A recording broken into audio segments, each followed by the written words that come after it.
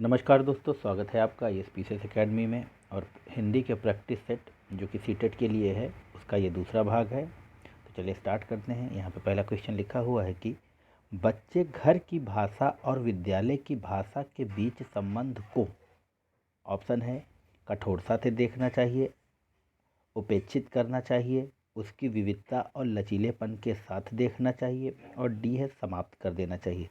तो जो इसका सही आंसर होगा वो है उसकी विविधता और लचीलेपन के साथ देखना चाहिए। इसका सही आंसर हो जाएगा सी। चलिए 2 नंबर में देखेंगे कि पहले बच्चों के लिए लिपिबद्ध और उनसे जुड़ी ध्वनियाँ, ऑप्शन ए है निरर्थक होती हैं, बी सार्थक होती हैं, सी मूर्त होती हैं, डी अमूर्त होती हैं। तो जो इसका सही आंसर होगा वो होगा ए, निरर्थक होती हैं। चलिए 3 नंबर क्वेश्चन की ओर बढ़ेंगे और यहाँ पर लिखा हुआ है बच्चों की भाषा के संदर्भ में कौन सा कथन सही है। तो बच्चों की भाषा के संदर्भ में यहाँ ऑप्शन ए है, बच्चों की भाषा में बहुत अधिक व्याकरणीय त्रुटियां होती हैं, बच्चों की भाषा में नियमबद्ध व्यवस्था की झलक होती है, बच्चों की भाषा तार शैली में ही रहती है, बच्चों की भाषा को सुधारने के लिए दंड एवं पुरस्कार आवश्यक हैं। तो जो इसका सही आंसर होगा वो होगा बच्चों की भाषा सी, बच्चों की भाषा तार शैली में ही रहती है। चलिए 4 नंबर क्वेश्चन देखेंगे कि भाषा की कक्षा में बच्चे स्वाभाविक अभिव्यक्ति के लिए किसी भी प्रकार का रेखांकन कर सकते हैं, यह कथन है। देख लेंगे कि यह कथन किसका है। तो यह कथन है गलत है, सही हो सकता है, सही है क्योंकि रेखांकन भी अंततः भाषा की तरह अभिव्यक्ति का साधन है। डी है, सही है क्योंकि भाषा की पुस्तक में भी चित्र होते हैं। तो जो 4 नंबर इसका सही आंसर हो जाएगा सी, क्योंकि रेखांकन भी अंततः भाषा की तरह अभिव्यक्ति का साधन होता है। चलिए आगे बढ़ेंगे और 5 नंबर क्वेश्चन को देखेंगे। सृजनात्मकता का विकास करने में कौन सा सहायक नहीं है। तो जो सृजनात्मकता का विकास करने में कौन सा सहायक नहीं है, तो 5 का डायरेक्ट हम आंसर देखेंगे, प्रश्नों के उत्तर लिखना। ठीक है। 6 नंबर देखेंगे भाषा की कक्षा में, तो क्या होना चाहिए भाषा की कक्षा में। तो 6 का जो सही आंसर हो, शिक्षक द्वारा प्रयुक्त गतिविधियां और युक्तियां महत्वपूर्ण भूमिका निभाती हैं। चलिए आगे बढ़ेंगे और मित्रों, यदि आप चैनल पर नए हैं तो चैनल को ज़रूर सब्सक्राइब कीजिए और अपने स्कोर को कमेंट बॉक्स में बताइए। 7 नंबर क्वेश्चन कह रहा है कि हिंदी भाषा के अतिरिक्त कौन सी भाषा देवनागरी लिपि में लिखी जाती है। तो यहाँ पर है मराठी। इसका सही आंसर होगा मराठी। पंजाबी, उर्दू या इनमें से कोई नहीं, ये नहीं होंगी, मराठी होगा। भाषा शिक्षण का बहुभाषिक संदर्भ है। तो 8 नंबर में देखेंगे भाषा शिक्षा का बहुभाषिक संदर्भ है। तो यहाँ पर इसका आंसर हो जाएगा डी, बच्चों द्वारा एक से अधिक भाषाओं का प्रयोग करने की ओर संकेत करता है। 9 नंबर देखेंगे हिंदी भाषा शिक्षण का एक मुख्य उद्देश्य है। तो 9 नंबर का जो सही आंसर हो जाएगा प्रश्न पूछने, बी अपनी बात कहने का अवसर देना। 10 नंबर में देखेंगे जब भाषा सीखने की प्रक्रिया बच्चे के दैनिक जीवन की ज़रूरतों से जुड़ी हो तो क्या होगा। डी ऑप्शन, बच्चों को विशुद्ध मनोरंजन की प्राप्ति होती है। 11 नंबर बच्चे विद्यालय आने से पहले, तो बच्चे विद्यालय से आने पहले ए हो जाएगा भाषा नहीं जानते। पाठ्य पुस्तक में दिए गए अभ्यास कैसे हों। तो 12 का जो सही आंसर होगा वो होगा बी, जो अनुमान और कल्पना पर आधारित हों। 13 नंबर में देख लेंगे कि प्रायः बच्चे बच्चियां विद्यालय में स्वयं को अभिव्यक्त करने में संकोच करते हैं क्योंकि उन्हें अभिव्यक्ति का ज्ञान नहीं है। इसका आंसर बी होगा। 14 नंबर में देखेंगे कि भाषा शिक्षक के रूप में आप बच्चों को अपने अनुभव और विचार बताने के लिए उनमें उत्सुकता जगाएंगे। चलिए 15 नंबर में देख लेंगे बच्चे अपनी बोलचाल की भाषा का अनुभव समाज परिवार से प्राप्त करते हैं। ऑप्शन ए हो जाएगा।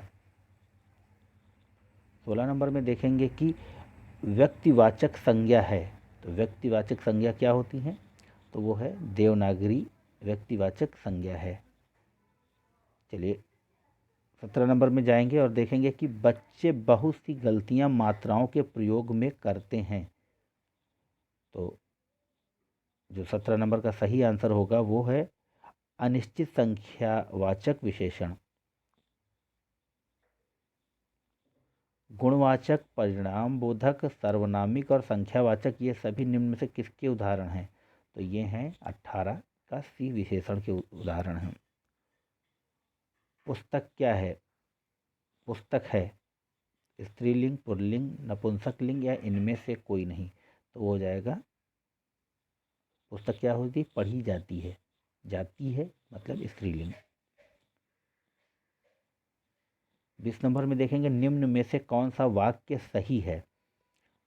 तो देश भर में बात फैल गई, यह वाक्य सही है, बाकी अशुद्ध हैं ये सारे। किस शब्द में इत प्रत्यय लगा है? प्रत्येक, प्रोत्साहित, चिंतित, उपस्थित।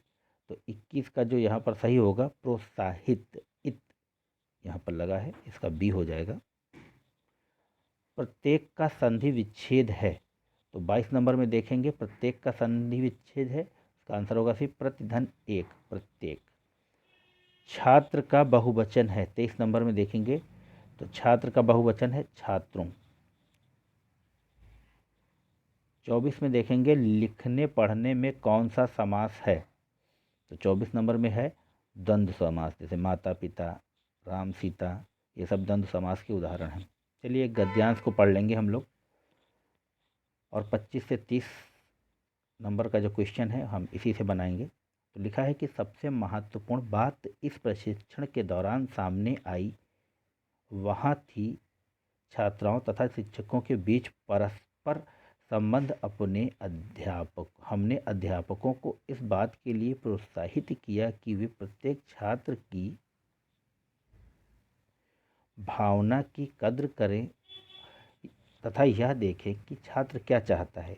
यदि एक बार छात्र शिक्षक से डरना बंद कर देता है तथा दोनों के बीच एक दोस्ताना रिश्ता कायम हो जाता है तो छात्र छात्रा के लिए सीखना आनंददायक और आसान हो जाता है। शिक्षक की निकटता और उपस्थिति बहुत महत्वपूर्ण होती है, चाहे वह कक्षा में बैठकर हो या स्कूल के बाद खेल के मैदान में।